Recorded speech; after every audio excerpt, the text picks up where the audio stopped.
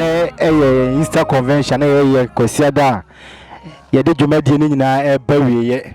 de Nyankopɔn aye ye de hyase Monday no Nyankopɔn atumi aye dwuma bepem na etwato ene ne nyame ma edi nkomo se de mu ho dwumadi ni faaye se de dwumadi no ekosi ye Maame ya makwa Baba Jesus in charge prayer ministry minim se ene ye da etwato wo Easter convention afahye yi mu na se de oba dwumadi ni de obe pay dwumadi ni na de na oba ya hye nkran so dwumadi ni yeda obi biara se ende awie ende ye Easter Sunday na ende na Yesu ewu asori amayen nti ene ye ni ajepa ye wo Easter convention e wo Asante Akyem Agogo na yaba convention na sa convention 2026 convention yi die adansie a echegu enkomhye a echegu eni twade hunu a odi for Prophetess Faustina Okyere nyame abawa echegu no ebro adwen ene ntiase so adanse ni de bebre se meka se meka TikTok for YouTube for ebebro adwen ne ntiase so ne nyame nam odi for Prophetess Faustina Okyere so ayama me no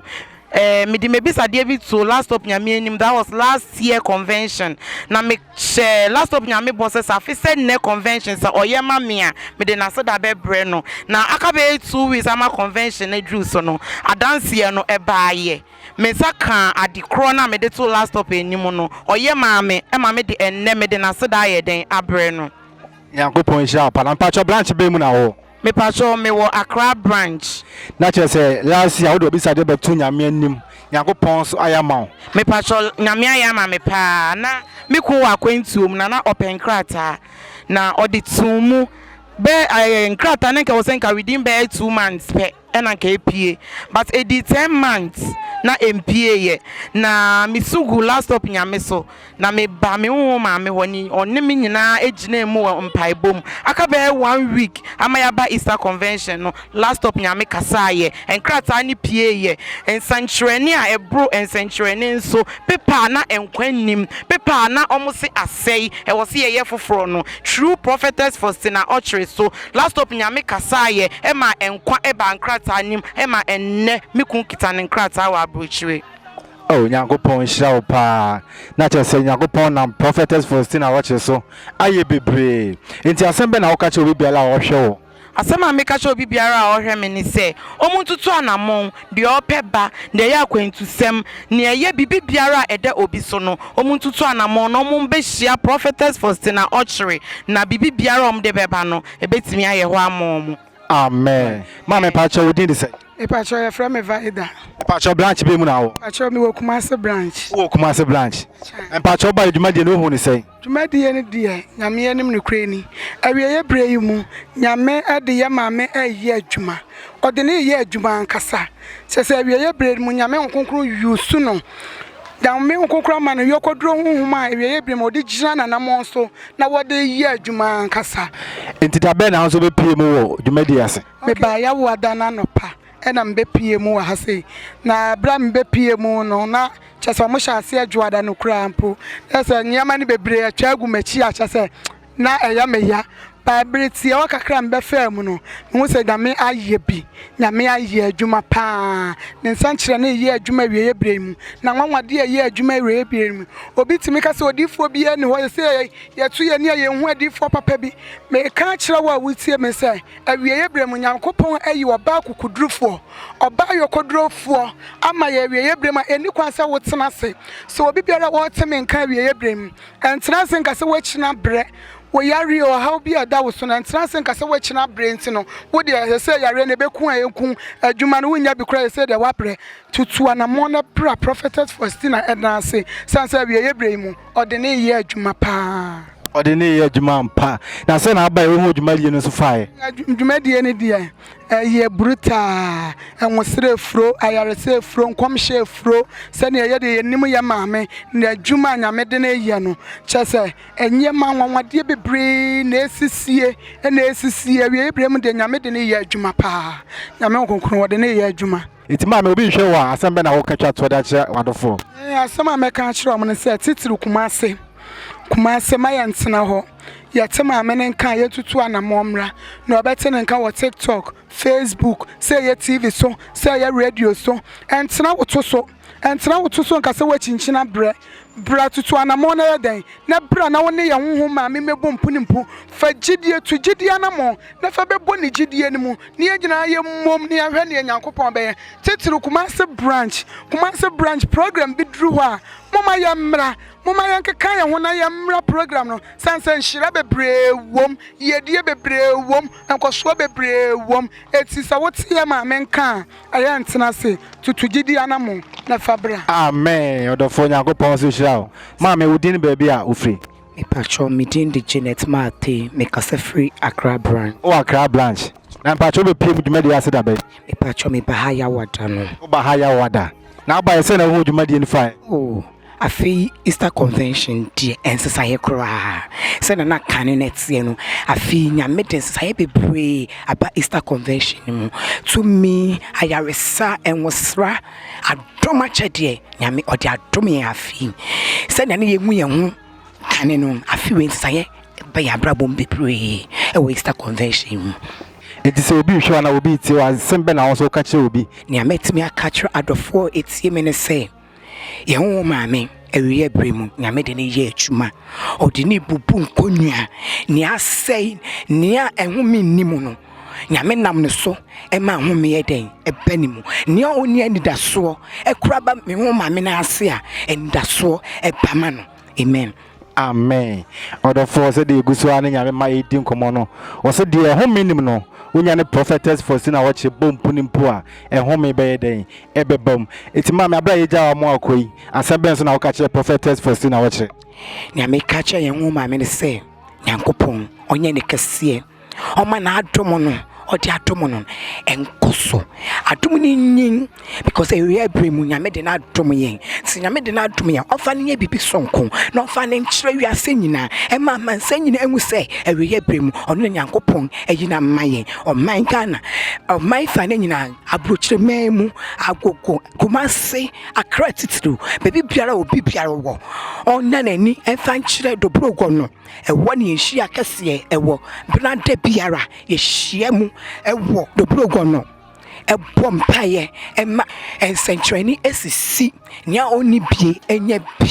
nia nani daso asan oni ani daso Ethiopia twanani enkyere Dobrogonno ebrade biara eni kwese da biara enhia nyame nipa Prophetess Faustina Okyere ewiye bremu nyame eyine de amayen. Amen. Amen. My friend Samuel me free Asante Akyem Agogo. Oh, Agogo branch. But I'm Agogo branch. Na be na also do ho be share dwumadi mu bi. Me bedru ha ebrada na nwumre. Na mo be share Easter convention kese ekoso Jesus in Charge prayer ministry ni mo. Na oba ye se na wo hu ne ma efa. Ya ye Easter convention akọ Easter convention ba papa nyame anim no Easter convention we de eyedu twam. Ebi nsi da eye garanturus eche se Easter convention a emu odin ne ano ohyepa. Na oba ye se na wo hu Prophetess Faustina Okyere so efa. Nyame difo ma nyame so ye nyame e ma nyame ma so ye nyame ma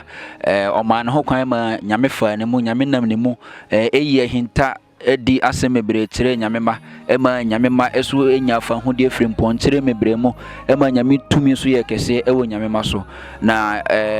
oyodifo bia ahobrase ni suro ni odo a owo ma ne manti no ne maso do no nyame so tumi ye kese wono so ma nyame enwosra esane Easter convention mu enti se obi hwe wa na obi tie wa sembe na wo ka kire wo mo asemba akopɛ na meka